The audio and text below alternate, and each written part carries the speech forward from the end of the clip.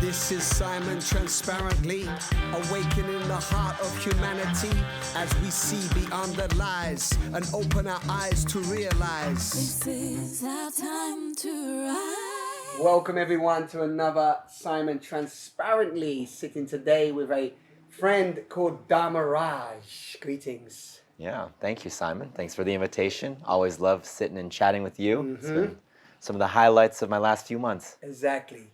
So we have been living together, and you know what they say, you only know somebody when you live with them. So we've been intimate, connecting, sharing, showing up, crying, laughing, and inspiring each other. And I mean, after the first few weeks of meeting Dharmaraj, I was like, I want to get him onto the podcast. And then we've been doing a load of different things, and we're coming to a little farewell, a parting of ways for a moment, and we needed to get you on this. So welcome, and I'd love you just to share, because I know today you've been running around. How are you feeling in this moment? What's alive in you? My heart is beating fast. Been running around today and working on various things, my health and also the visa situation, and trying to take care of myself, take care of others. So there's some activity in the heart, a lot of movement, a lot of expansion, and some fluttering. Yeah, that's what's happening. Exactly. Yeah, you've been rushing around today. You're doing a lot of things, and you have been the last few days. There's a lot happening. There's been a lot happening in the last few months, right? Yeah, in the world. In the world, exactly. And we feel that as well, even though it might be more on a subtle level. We feel what's going on in the world, right? All of us, even if people are unaware of it, everything's interactive. And you very much are someone who works with the subtle energies, don't you? In your work, in the way that you show up. Absolutely. Yeah. And so this conversation for me could go many different ways, and I know I only have quite a short time with you. The theme of the new series of Simon Transparently is very, very much this idea of awakening the heart, speaking our truth, and and just showing up from that place as an example of what's possible. So when I say those themes to you, what does that spark inside your being? So prior to meeting you and Dara and Arika and the whole Naked Tribe and all your tribe, being transparent and being open and honest and speaking my truth was very important to me. Being in integrity is like the key word for my life. That's how I live my life, and this is the most important thing to me. When I look for teachers, when I look for friends, this is what I look for. And speaking your truth, being honest and transparent, that's certainly a major part of being in integrity. But since meeting you guys, my life has transformed completely, and that the level of transparency and the level of openness in my sharing has dramatically increased and expanded and unfolded in ways that I didn't know was possible. So I want to have tremendous gratitude to you and our friends here for inspiring that within me. Because in the past, there might be some things that I felt, I want to be honest about it, but maybe that's not necessary to be said. Like, I'm not going to lie about it, but maybe it doesn't need to be said into the space. Right. And now my outlook has changed on this. I'm like, actually, if something's there, then I invite that into the space. And even if that might create a reaction in the other, but it's so important if we're going to trust one another to be fully transparent. So that I was inspired by you and Dara and Arika, like right. Really inspired. Yeah. Yeah, and I appreciate hearing that, because again, I know that for many years your work as a doctor, as a Tantra teacher, as a sexual educator, that is being the basis of your work, right? You're supporting people through your retreats. Dara and I had the opportunity to go on retreat with Dharmaraj and Sarita, and the essence of what you share is about living from the heart, isn't it? Living Absolutely. Your truth, stepping into your truth and moving from there. So to hear that feels beautiful. And I also want to acknowledge you in the sense of seeing, because I've lived with you, seeing a few situations, and I know we spoke about this the other day, where you really did call that and bring somebody into the space to have a sharing with them. And afterwards, it was so beautiful to see you, right? Because even you were like, wow, that, you know, that, I remember one, and it's just like you come out, it's like, now we're actually potentially friends. Yeah, and this was someone who I was like, this is one of my least favorite people. Like, of all the people I know, this is one of the least favorite people I know. And after having an open and transparent sharing for an hour and a half, coming into our vulnerability and really sharing our insecurities and understanding one another, I'm like, wow, I could be friends with this person. Right. So That in just- 1.5 hours. Yes, and that It's really, like- I remember that so well, and it brings joy in my face just seeing you when you said that, because it's so funny, isn't it? I'd love to know your perspective on this, but it's actually, truth is a lot easier than we think, but there seems to be so many filters and layers that you know, that just cloud us, right? What's your take on that? Why is it harder for us to speak our truth than, you know, to just be radically honest? I guess that has a lot to do with how we were raised, and culturally and religiously, and the different rules and regulations and things based on how we grew up and how our parents trained us. Like don't talk about sex, and don't do this and don't do that. Don't talk about religion, or don't talk about politics, or like certain things that based on your culture or based on your upbringing. Right. So for me, like, sex was taboo. Like, you wouldn't talk about that, and but that was a topic that was very alive in me for various reasons, because of my history of trauma and because of my work with trauma in others. That this is a topic that's very alive in me. So for me to be, you know, authentic with myself, then I'm going to speak about it. So even if societally, culturally, that's something that's not talked about. Right. Yeah, and that's beautiful. I'd love you to elaborate a bit on that, because you're now in the field of sexuality. You educate people around sexuality. You support them to actually go into that very, very taboo space, as I know we do. But you've been doing it for many years, and I'd love you to share a little bit, like, you know, how did that happen, and yeah, and what was that initial drive into, you know, that huge area of taboo? What pulled you in there? Was it a life experience? I'd love you to share where that began. Yeah, this is something I've never shared on video or on audio, but so in my 20s, I became very passionate about working with women who've had trauma, who've been abused, especially by men, who have been raped or molested or have psychological or physical trauma. So I worked through different modalities to help them. And I was wondering, like, where did that come from? Like, where did that passion and interest in me arise? And then it was only a few years after that my mother came to me and said that, you know, now that you're old enough, I want to share something with you that I never told you before, is that my father physically and sexually abused me. And then, you know, the pain of that, and also an understanding of, okay, I understand why I have this passion. It's because as a child, I felt this energy in the space. I couldn't put words to it. Of course, I never witnessed or heard any of that she's referring to, but I certainly felt that on a deeper level. Right. Energetically, and that I couldn't help my mother. I couldn't save her. Of course, as a child, there was no way that I could be there for her for that, but the kind of the guilt, like, subconsciously, that I couldn't help her, I couldn't save her, so at least I can help other women. So that's how I kind of got into that interest in doing sexual healing work, and also was to work on myself, because I had a major birth trauma just, I think, minutes after coming out of the canal, being stripped away from my mother's arms, a major birth trauma, which was that I was circumcised. I had, you know, the foreskin, which contains, what I learned later, 30 to 50% of the nerve endings in the penis. I had that taken away without anesthesia, without consent, and just right after birth. So then I wasn't able to, I was so shaken and traumatized, I wasn't able to fully connect with my mother after that experience, or and then that carried through the adulthood. And when I first started to engage sexually, I would be penetrating a woman, and I'm like, I don't feel anything. That would be that was the first time I made love. I'm like, I don't feel anything in my penis, in my lingam. So what the fuck? Like everyone says that sex is so great and so enjoyable. Like, are they just making shit up? Right. Or there's something that I need to work on.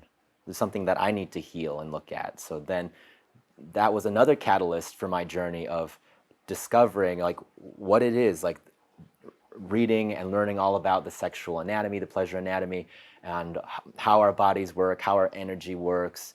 So in discovering, okay, there's a lot more than just the physical structure. Okay, I had 30 to 50% of my nerve endings taken away from me in my genitals, but energetically, that's all still there.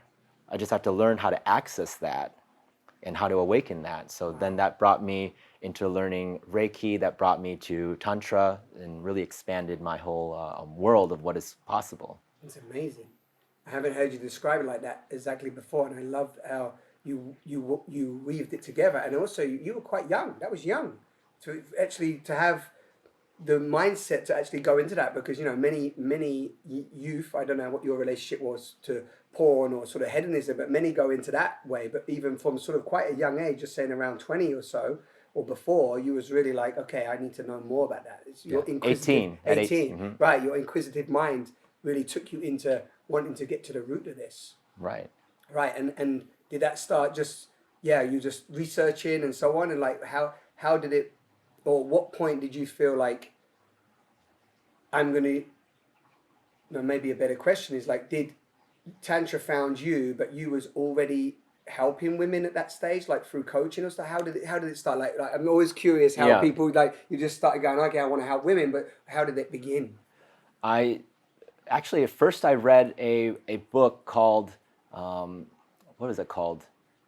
The Game, Penetrating the Secret Society of Pickup Artists, something like that. I think So I've heard of some that. book about pickup Right. artists, but it was an entertaining read. I didn't really follow those principles, but within that, it talked about a man named Steve Pickus who was teaching the main character how to do yoni healing, how to do sexual healing work. I'm like, does this exist? What is that? So that took me on a thread of looking for all the books and DVDs and whatever I could find, and reading and researching. And I was in university also taking courses on human sexuality, the biology of reproduction. This topic was so fascinating for me. So to really get to the bottom of the science and physiology and of how the body works. And this was before I found spirituality and meditation and Tantra. So already finding the science and then also doing the body work. So I learned through all these videos and DVDs and books, and then practiced on friends until I became proficient. So really learning the sexual healing as a body work, and then using that modality. At that time, that was the only healing modality that I knew to help women.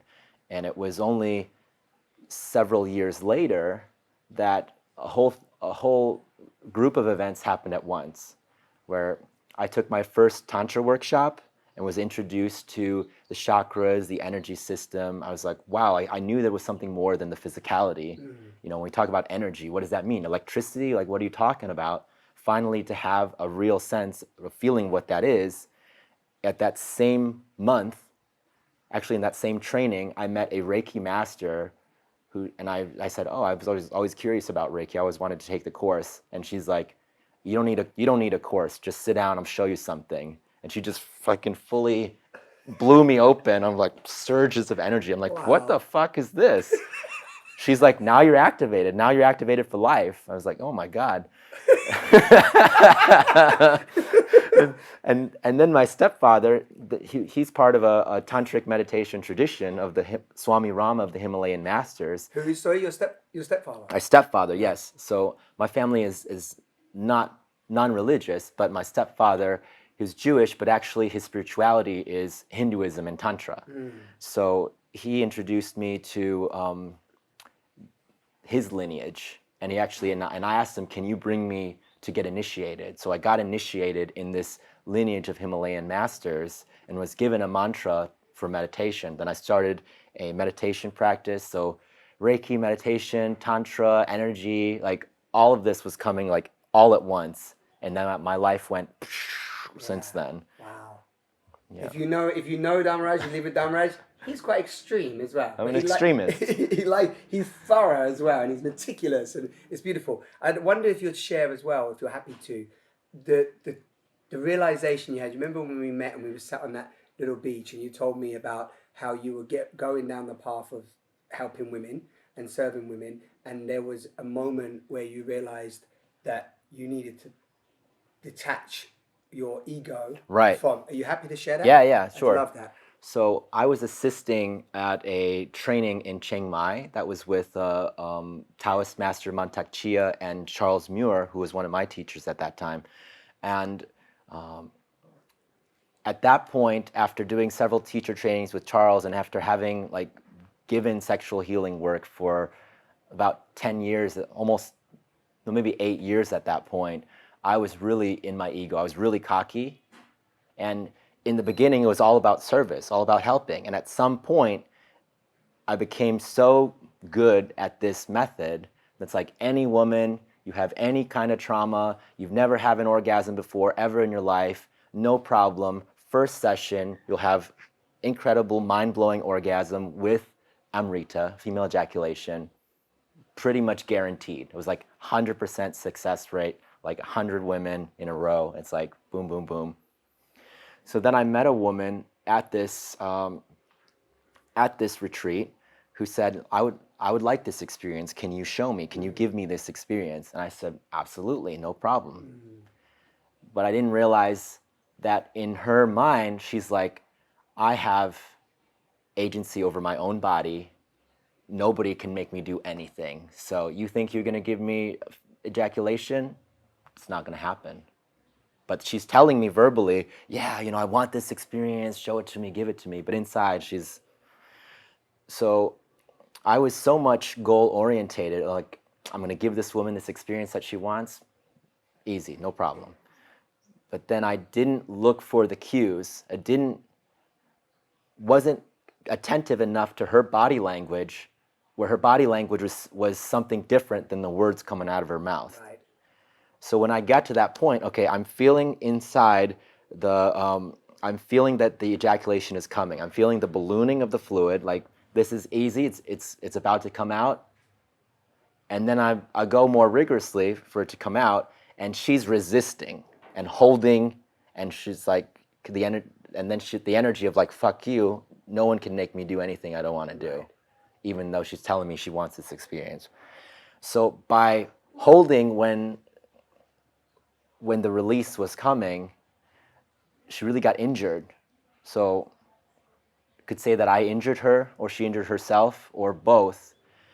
But that was a very painful realization that, wow, like I actually re-traumatized her. I caused more harm than good. I didn't listen to her body language. I didn't listen to her energy. I had my idea. I was trusting what she said, what she wanted.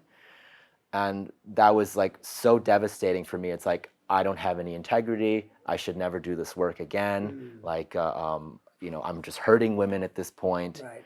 So then I really had to take a step back and look at what kind of methodology I was doing. I was approaching the feminine sexuality in a very masculine way. Right. Very goal-orientated, Right. aggressive, like Right. we're going to get the job done, Right. it's going to happen, and not honoring the feminine as it is, the female sexuality being like a rose, like a flower that's blossoming slowly. And you just got to Nurture that. you nurture that. You're patient, you're loving, you water it, you watch it grow, you give it sunlight, and then that blossoms on its own time. It's like not that first session, we got to get it done, you're going to heal all your traumas. Right. So I realized how much I was in my ego. I took a step back from the work for a while. I reorientated myself. I'm like, no, I'm going to approach this from a different way. I have a lot of gifts to give. I have a lot of experience, and I'll learn from my mistakes also. So yeah, now I'm teaching Tantra massage in a totally different way. Yes. Like it's not goal orientated. I don't go into a session saying that this is the goal, this is what we're going to end up. Right. We don't know. Just like in lovemaking, we don't know. Just like it's an unfolding, it's a mystery, and it's a co-creation of shared energy, and it's and it's beautiful on so many levels. Thank you, first of all, for sharing Yeah, that, sure. because I know all that you've shared so far is very vulnerable, and I just want to acknowledge that. And I really appreciate also hearing about your mother, because one of the things of me, where this is something I just realized, I don't think I realized this till now, is that one of the reasons I went on a quest and have unfolded and helped so many women is because my mother's abuse that I actually witnessed. Right. And obviously felt in the space more, but I witnessed some moments of just violence. And yeah, I don't know, there's a lot coming up for me, and not that I haven't felt that before, but just even in terms of our own connection, you and I, and what maybe we might do. Because the other day I said, I wonder what we're going to do something together, and there's something that just rang true. But with that aside, I also appreciate what you just said about that shift, because when we're working with sexuality, when we're going into that vulnerable space, that taboo that you said, and we hear so many people violate that, even so-called sexological body workers, or different. And I'm not. Right. This is not naming, but I'm just saying sex workers. Actually, I don't. It's not just sexological body workers, but anybody in that field. There's such a thin line where you're going into those vulnerable places. People are really entrusting you and surrendering to you. Absolutely. And like, if anything, we as sex educators have even more responsibility. Wouldn't you say, to like Absolutely. really just honor that space? And it feels that was such a great, I got tingles as I said that, right? It's such a great awareness and experience that you had to really wake up to that, and then from that space, take check, and then now helping so many people in a very pure and beautiful way. And of course, we need our experiences to grow and learn. Yeah, so maybe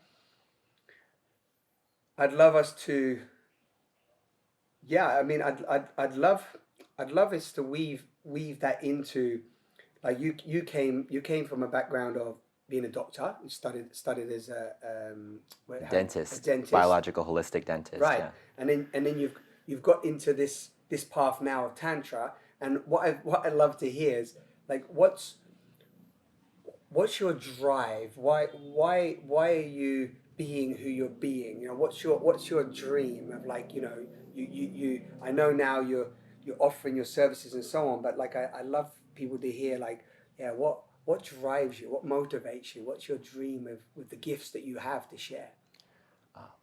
I want to help as many people as possible, including myself, come into health and wholeness and awakening to spirituality. So what I love about Tantra is it's weaving together science and spirituality, and so is the tachyon work that I do with the tachyon energy and the tachyon crystals, really weaving together. So wait there, before we say that, we got, because for even people watching, for those listening, you won't be able to see this, but do you want to maybe show one? Yeah. Can we just give a little intro to this? So we have a little constellation down here, just so you know. Yeah. Can you see that? Is that clear? Yeah. Yeah. So you maybe want to just describe that a little bit, in Sure. essence?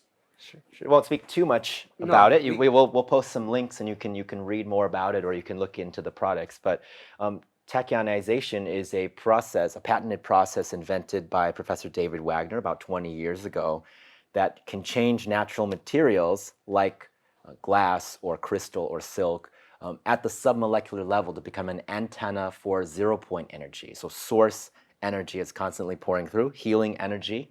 So when we apply tachyon to biological systems, then the body reorients to become back to its optimum state, back to health. Right. And it also clears the energy in the space. It brings the energy that's in alignment with nature. And that's why when we wear a tachyon pendant, then it's like a protection from EMF radiation or different frequencies that are out of alignment with nature. So tachyons are naturally occurring in nature. Tachyons, the particles emerging from the zero-point field. So if we go into the ocean, we go to a waterfall, we go in the middle of a jungle, we don't take our cell phones, then we're being bathed with this healing tachyon energy. But when we're in the house, we're around technology, then our biological systems are getting depleted by these harmful frequencies, and we're away from the natural tachyons that are out in nature. Which is why when people say, when you go to the sea or you go to these environments that you say, people often feel replenished. Even Absolutely. just looking at green in the jungle is therapy, right? That green therapy, nature therapy. Absolutely. So if we were living in the jungle like people were living like 10,000, 20,000 years ago, then we wouldn't need this kind of spiritual technology. We wouldn't need this energy to nourish us because it's happening all around us in the nature. But because we live the lives that we do and we're indoors just like we are now, then the tachyon helps us to connect to the universal life force energy, connect to the rhythm of the universe, connect to the rhythm of Mother Nature, and to be nourished on all levels. So I used to be, when I was in dental school and had mercury toxicity from all the mercury vapor from drilling into those teeth, and my energy was so low, I had to go to the psychiatrist and get amphetamines, speed. I had to take it twice a day just to get through the day. Wow. And it was only through Sarita introducing me to tachyon, I was like, wow, I'm getting so charged up, so energized by this energy. It sounds too good to be true, but once you try it, you know, it's real. Then I got off of any external things, like I don't drink coffee or tea or take speed or anything. Like That's quite extreme. It's so tach- extreme. tachyon It's quite like, charges I had to me take up. speed twice a day. Just to get through the Yes, workday. I'm you like, was it's fuck. completely depleted. It was not because I was enjoying it. I just had, this is the only way I could like Wow. not pass out at like noon. Right. So Yeah. it was, So, it sorry, was yeah, go bad. on. Yeah, so weave that in, and as you said, people can read more about that. So go on, weave that in with the link with Tantra. Is that what you use? Right. So what I love about Tantra is that it's incorporating every aspect of the human experience without judgment, without shame. So we're honoring the body, we're honoring the soul, and we're just honoring every part of ourselves. So our genitals are considered sacred, and every part of our body is sacred. The ear and the nose is not less or more sacred than the genitals. Exactly. So when I'm giving Tantra massage, I'm treating the whole body as one. The whole body is sacred, and not give, of course, the genitals are included, but so's every part of the body. So we're not skipping the face, we're not skipping the genitals.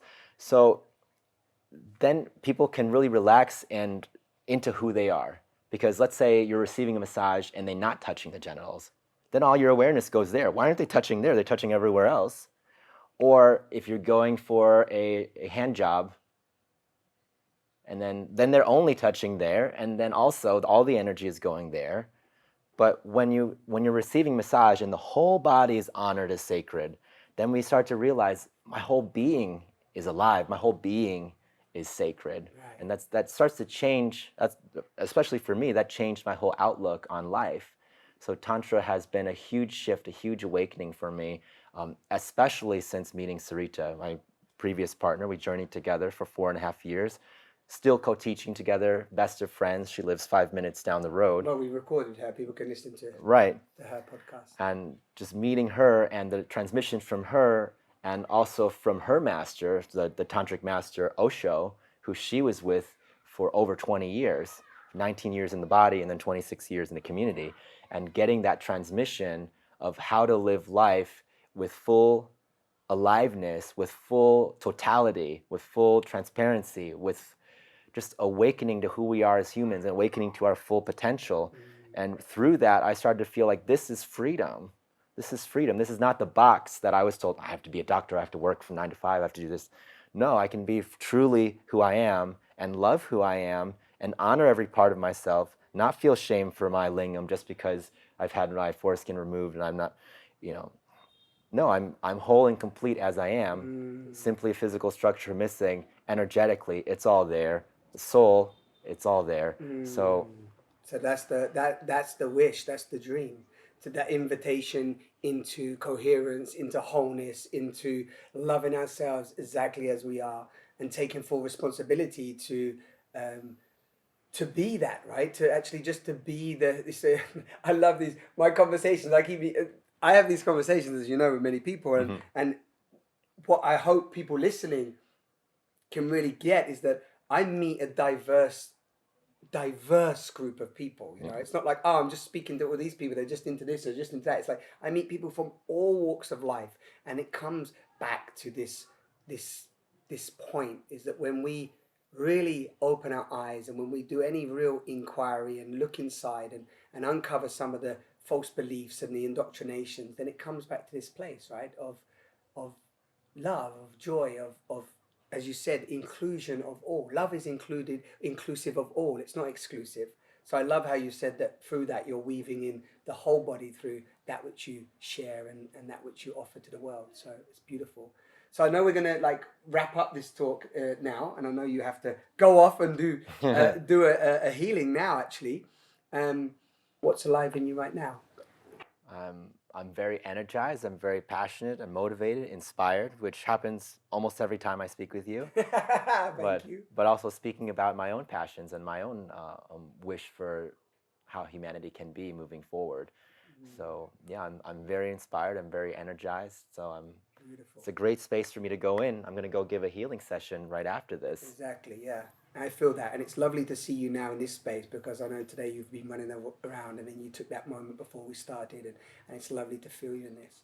And I know it feels maybe short compared to some of our conversations, but I feel this is a nice introduction to you and I, and to share your message with the world. So yeah, absolutely. You know, as I said at the beginning, these conversations are an invitation, you know, for people to open their heart, for them to be able to speak their truth, and I really appreciate you showing up today and sharing some of yours. Yeah. So thank you, Simon. Thank you so much. Hug? Absolutely.